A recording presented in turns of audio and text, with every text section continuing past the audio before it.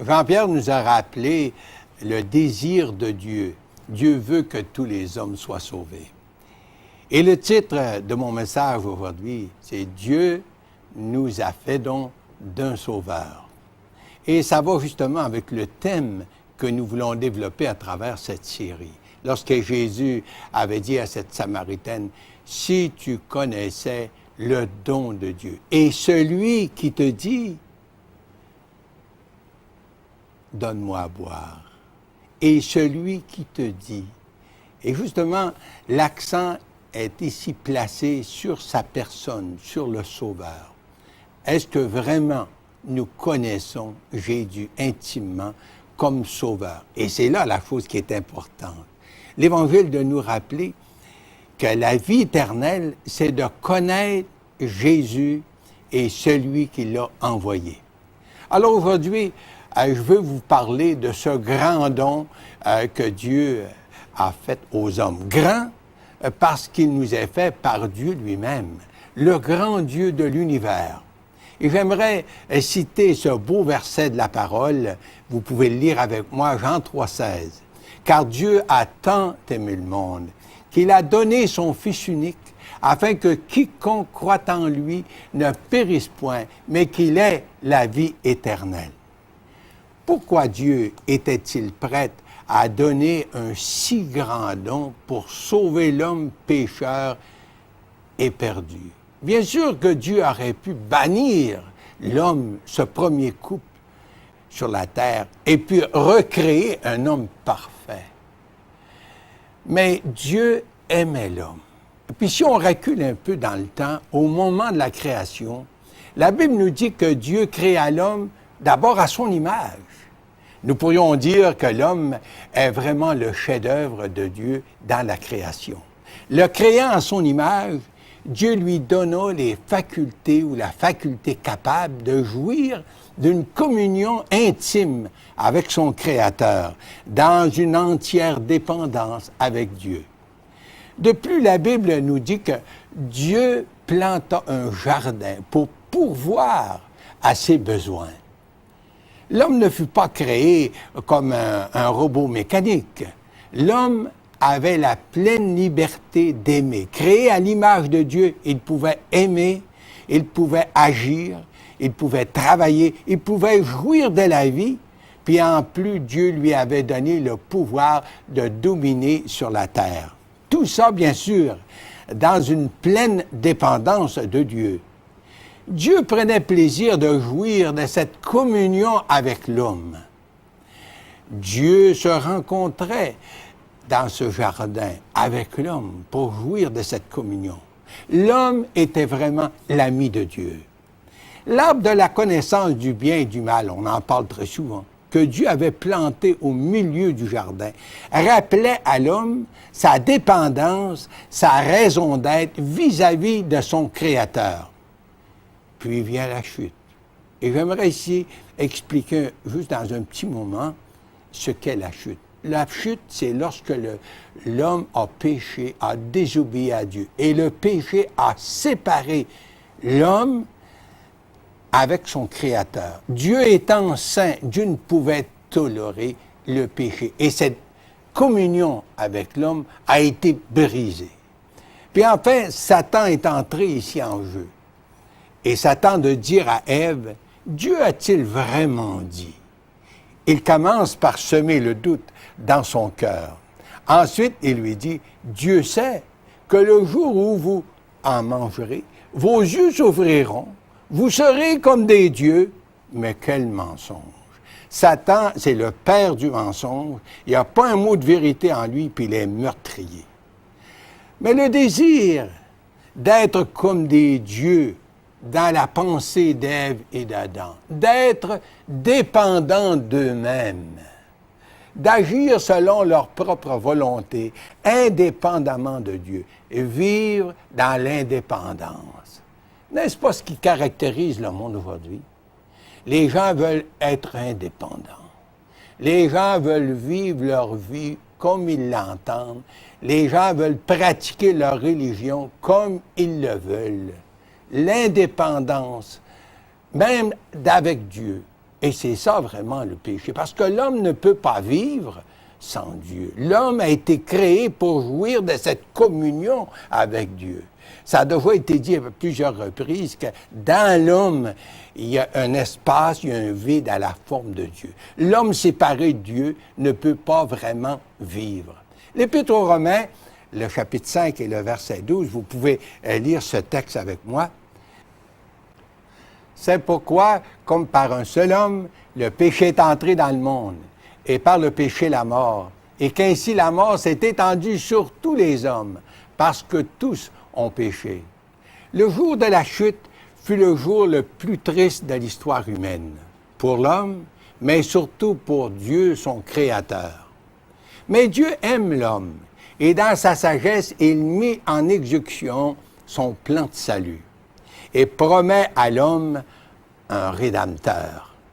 Eh bien oui, justement, Dieu avait promis un Sauveur. Et dans l'histoire de l'Ancien Testament, bien, cette promesse était toujours rappelée à travers les sacrifices. Dieu allait envoyer son Fils comme l'agneau de Dieu pour sauver l'humanité. À Satan, Dieu dira, « La postérité de la femme t'écrasera la tête et tu lui blesseras le talon. » Bien sûr qu'il est question ici de ce grand don du Sauveur.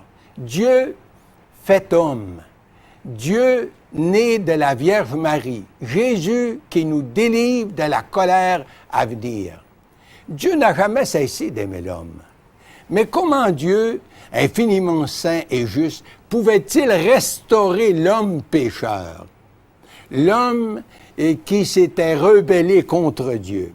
Dans l'Épître aux Éphésiens, chapitre 2, le verset 1 à 4, nous raconte ce que nous sommes. Vous étiez morts par vos offenses et par vos péchés, dans lesquels vous marchiez autrefois. Et le verset 3 de nous dire, nous tous aussi, nous étions de leur nombre. Et nous étions par nature des enfants de colère comme les autres. Et ça, c'est vrai, mes chers amis, de vous, de moi, c'est vrai de tous les hommes. On est mort à cause du péché, c'est-à-dire séparés de Dieu, parce que Dieu est saint, et nous sommes des pécheurs, et nous avons des penchants pour ce qui est mal.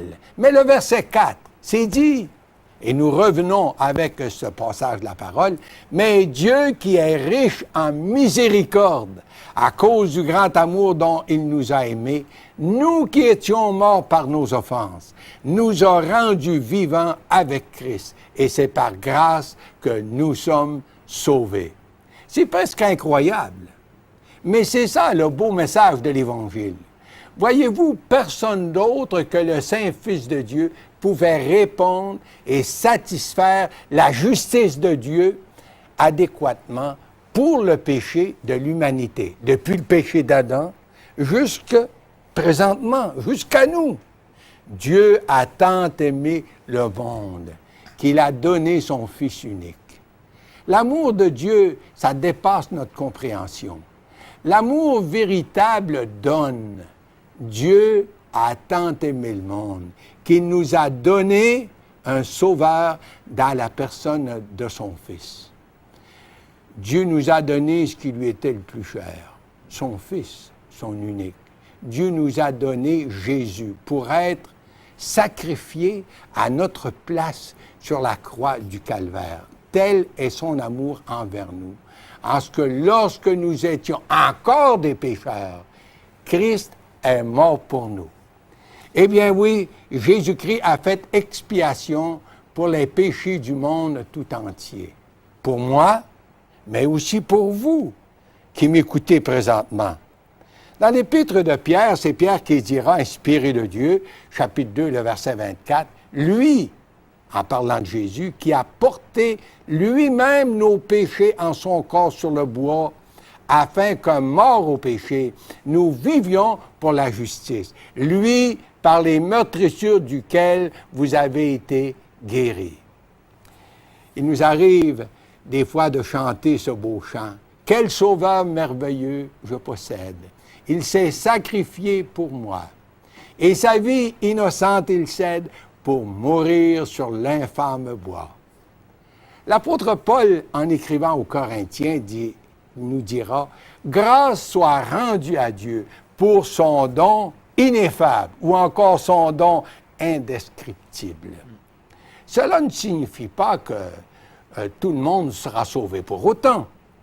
S'il est vrai que le Fils de Dieu, Jésus, a pleinement répondu à la justice de Dieu pour tout le monde, Jean 3,16, remarquons encore ce beau verset, nous dira « Car Dieu a tant aimé le monde qu'il a donné son Fils unique, mais afin que quiconque croit en lui ne périsse point, mais qu'il ait la vie éternelle. » Il y a une condition dans ce verset. Nous devons croire. Croire en lui, c'est plus que savoir des vérités et même d'attester que Jésus est mort pour tout le monde, comme la plupart des gens nous diront. Croire en lui, c'est de venir à Jésus, de lui confesser que nous sommes pécheurs et perdus.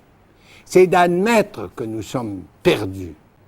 Et c'est de lui demander son pardon en nous confiant à sa grâce. La grâce, ça, c'est qu'est-ce que Dieu nous donne comme don sans qu'on le mérite, pour le salut de notre âme. C'est d'accepter le don que Dieu nous offre dans la personne de son Fils Jésus. Aujourd'hui, vous pourriez savoir que vos péchés sont pleinement pardonnés. Si vous seriez prête à vous confier à Jésus, en l'invitant comme votre sauveur personnel.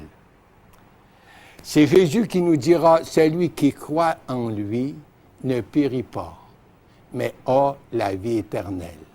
Quelle grande vérité! Mais y croyez-vous, cher ami? Et c'est là la question. Beaucoup de gens, vous savez, vont dire, oui, il est mort pour nous autres, mais est-ce qu'ils sont prêts à accepter ou à prendre Dieu au mot? Aimeriez-vous aujourd'hui inviter Jésus comme votre sauveur personnel, afin de savoir vos péchés pardonnés et de posséder l'assurance de la vie éternelle? Il se peut qu'il y en a parmi vous qui disent, là, ben c'est pas possible. On ne peut avoir la certitude de la vie éternelle dans cette vie. Mais c'est Jésus lui-même qui nous dira, dans l'Évangile de Jean, chapitre 8, verset 24, vous pouvez le lire avec moi, « Car si vous ne croyez pas qui je suis, vous mourrez dans vos péchés. » En d'autres mots, si on n'accepte pas ce don que Dieu nous offre dans la personne de son Fils comme sauveur, nous sommes condamnés à rester dans nos péchés et demeurer sous la colère de Dieu. C'est une autre parole de Jésus, puis vous pouvez le lire avec moi, Jean 3, verset 36. Et ça dit ceci, « Celui qui croit au Fils a la vie éternelle. » C'est présent. Celui qui ne croit pas au Fils ne verra point la vie, mais la colère de Dieu demeure sur lui. Cher ami, Jésus vous tend la main pour vous pardonner, pour vous sauver.